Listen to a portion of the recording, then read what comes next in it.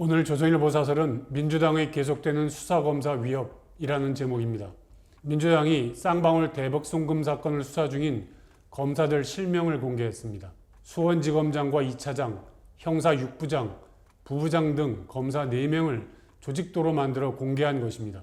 범죄 조직도를 그리는 방식을 이용해 수사검사들을 모욕하고 위협하는 좌표찍기입니다.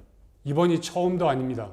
작년 말 검찰이 성남FC 불법 후원금 의혹 사건과 관련해 민주당 이재명 대표에게 소환을 통보하자 대장동, 쌍방울, 성남FC 의혹을 수사하는 검사 16명의 실명과 소속, 사진 등을 담은 신상정보를 공개한 바 있습니다.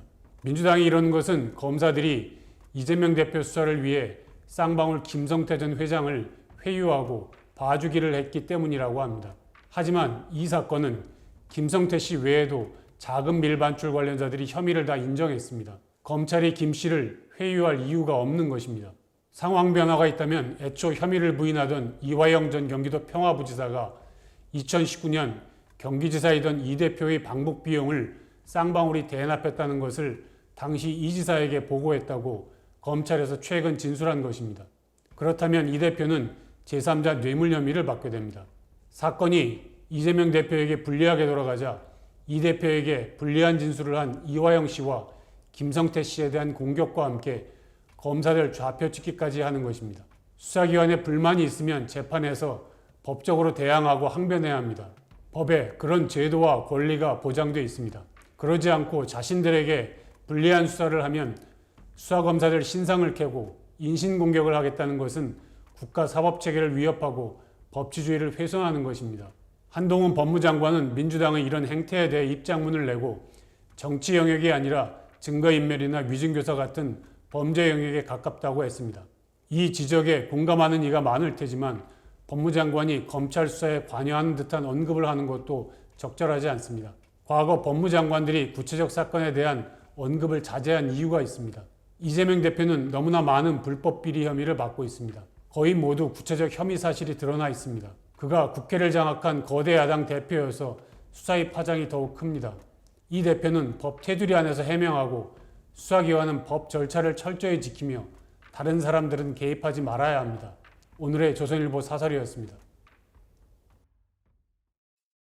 오늘의 조선일보 사설은 민주당 혁신위원장은 집안 대소사 결정 중학생 자식에게 맡기나 라는 제목입니다. 김은경 민주당 혁신위원장이 남은 수명에 비례해 투표하게 하는 게 합리적이라고 했습니다. 노인의 투표권 비중을 낮추는 게 합리적이라는 것입니다. 김 위원장은 지금 22살 된 아이가 중학생 시절 우리 미래가 훨씬 긴데 왜 미래가 짧은 분들과 똑같이 표결을 하느냐고 하더라. 민주국가에선 1인 1표기 때문에 현실적 어려움이 있지만 그게 참 맞는 말이라고 했습니다. 같은 당 양이원영 의원도 지금 투표하는 많은 이들은 그 미래에 살아있지도 않을 사람들이라고 맞장구를 쳤습니다. 논란이 일자 김 위원장은 청년들의 정치 참여를 독려했을 뿐 1인 1표 원칙을 부인한 바 없다고 했습니다. 김 위원장 인식대로 남은 수명을 따져 투표권을 갖는 게 합리적이라면 정당은 초선 의원, 군대는 이등병, 직장은 신입사원, 가정에선 어린이가 하자는 대로 해야 합리적이 됩니다. 그 합리대로면 김 위원장 집안 대소사는 중학생 자식이 결정해야 합니다. 누가 김 위원장에게 이렇게 말하면 김 위원장은 그게 합리적이라고 하겠습니까? 논평할 가치도 없는 얘기라고 할 수도 있지만 민주당이 표를 얻으려고 노인과 청년을 갈라 무리를 빚은 것은 한두 번이 아닙니다. 과거 당의장은 60대 이상은 투표 안 하고 집에서 쉬셔도 된다고 했고 한 의원은 60세가 넘으면 책임 있는 자리에 있지 말자고 했습니다. 조국 전 장관도 놓친내 투표 못하게 여행 예약해드렸다는 인터넷 글에 진짜 효자라는 댓글을 달았습니다. 민주당이 진심으로 청년을 생각한다면 나라를 멍들게 한 포퓰리즘 정책부터 철회해야 합니다. 문재인 정부 5년간 포퓰리즘 정책으로 국가 채무가 408조 원 늘어 1000조 원을 넘겼습니다. 모두 청년들이 갚아야 할 빚입니다. 이런 걸 바로잡아 청년과 국민 신뢰를 얻자고 하는 게 민주당 혁신위원장이 할 일 아닙니까? 오늘의 조선일보 사설이었습니다. 오늘 조선일보 사설은 아파트 부실 공사까지 전현 정권 내탓 공방, 모든 걸 정쟁화 고질병입니다. 여야는 최근 민간 건설사와 LH가 시공한 아파트에서 철근이 빠진 채 부실 공사가 이루어진 것을 두고 서로 전현 정권 탓이라고 공격하며 싸우기 시작했습니다.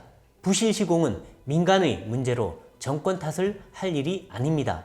부실 공사 근본 원인과 비리 구조를 밝히고 대책을 세워야 할 상황에서 엉뚱한 여야 정쟁이 벌어지고 있는 것입니다. 윤석열 대통령은 국무회의에서 지금 부실 시공된 아파트의 무량판 공법 지하주차장은 모두 우리 정부 출범 전에 설계 오류, 부실 시공, 부실 감리가 이루어졌다고 말했습니다. 국민의힘 윤재욱 원내대표는 문재인 정부의 국토교통부와 대통령실 정책 결정자에 대해서도 조사가 이루어져야 한다고 했습니다.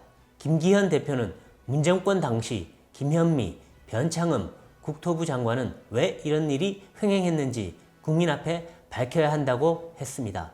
그러자 민주당은 부실 시공된 LH 아파트 15곳 중 13곳은 윤 정부 출범 이후 공사를 진행했거나 준공을 완료했고 문정부에서 준공된 단지는 2곳뿐이라며 윤 정부와 원희룡 국토부 장관이 책임을 져야 한다고 했습니다. 또 문제가 있음에도 준공 검사를 승인해준 윤 정부의 책임이 더 크다고 했습니다. 현 정부에서 이루어진 감리업체 선정 경위도 조사해야 한다고 했습니다. 부실 시공은 시공사와 하청업체, 감리업체 간의 유착, 비리구조, 건설 현장의 오랜 악습과 인습이 합쳐진 결과일 것입니다. 어떤 정권도 이런 문제까지 관여하지는 않습니다. 그런데 국민적 관심이 커지자 상대 진영을 정치적으로 공격하기 위한 수단으로 이용합니다. 머리를 맞대고 대책을 논의하는 것은 기대하기 어려운 정치권이지만 이 문제까지 정쟁화하는 것을 보니 혀를 차게 됩니다. 지금 우리 사회에선 거의 모든 사회 경제 문제가 정쟁화되고 있습니다. 아무도 예상 못한 헬로윈 참사가 일어나도 정권 탓이고 고속도로 하나 뚫는 것도 정권 특혜 공방으로 번집니다. 대법원과 헌법재판소, 감사원 등 가장 독립적, 중립적이어야 할 헌법기관들도 임명권자가 누구냐에 따라 편이 갈리고 판결, 감사 결과도 완전히 달라집니다.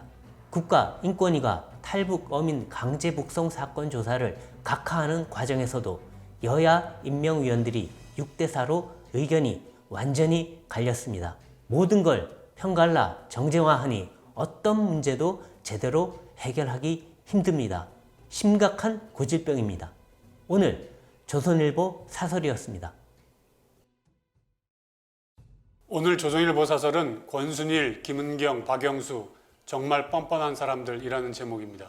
대장동 사건과 관련해 검찰 수사 대상에 올라있는 권순일 전 대법관이 최근 변호사 활동을 시작했습니다.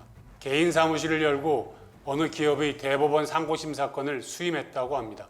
그는 2020년 7월 이재명 민주당 대표의 선거법 위반 사건에 대한 대법원 무죄 판결을 주도하고 퇴직 후 대장동 개발회사인 화천대유 고문으로가 재판 거래 의혹을 받는 당사자입니다. 그 무렵 화천대유 소유주 김만배 씨가 권순일 대법관실을 8차례 찾아간 사실도 드러났습니다. 두 사람은 부인하지만 재판 거래 의혹이 사실이면 사법부 문을 닫아야 할 사안입니다. 그런데 이 중대한 의혹이 해소되기도 전에 변호사로 등록하고 자신이 근무했던 대법원 사건을 수임해 돈을 벌겠다고 합니다. 뻔뻔하다는 말밖에 나오지 않습니다. 권 전 대법관은 작년 말 변호사 등록 과정에서도 대한변협의 자진철회 요구를 받아들이지 않았습니다.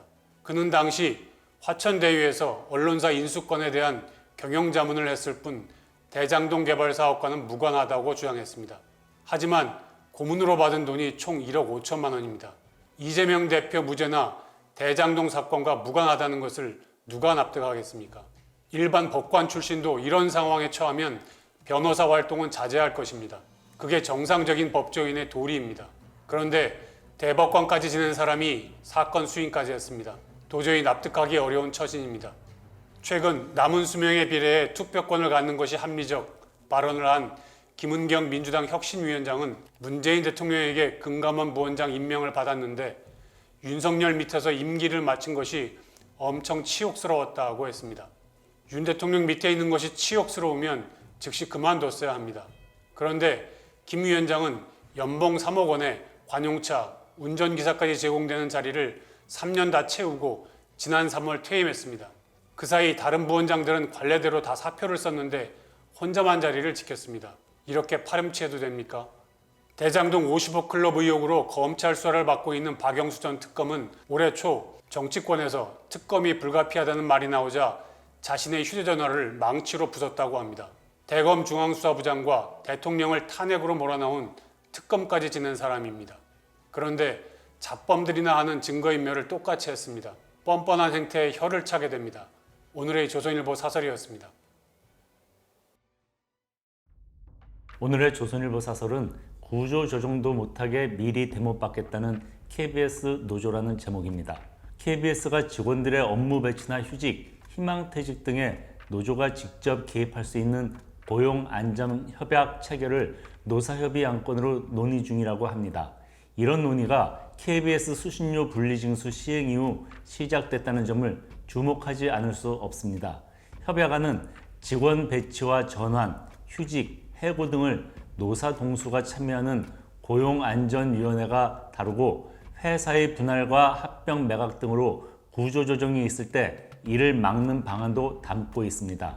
국민이 편파방송과 방만 경영에서 벗어나라며 수신료 분리 징수라는 회초리를 들자 노사협의로 철밥통 지키기에 나서겠다는 것입니다. KBS의 경영 비효율은 더 이상 방치할 수 없는 상태입니다.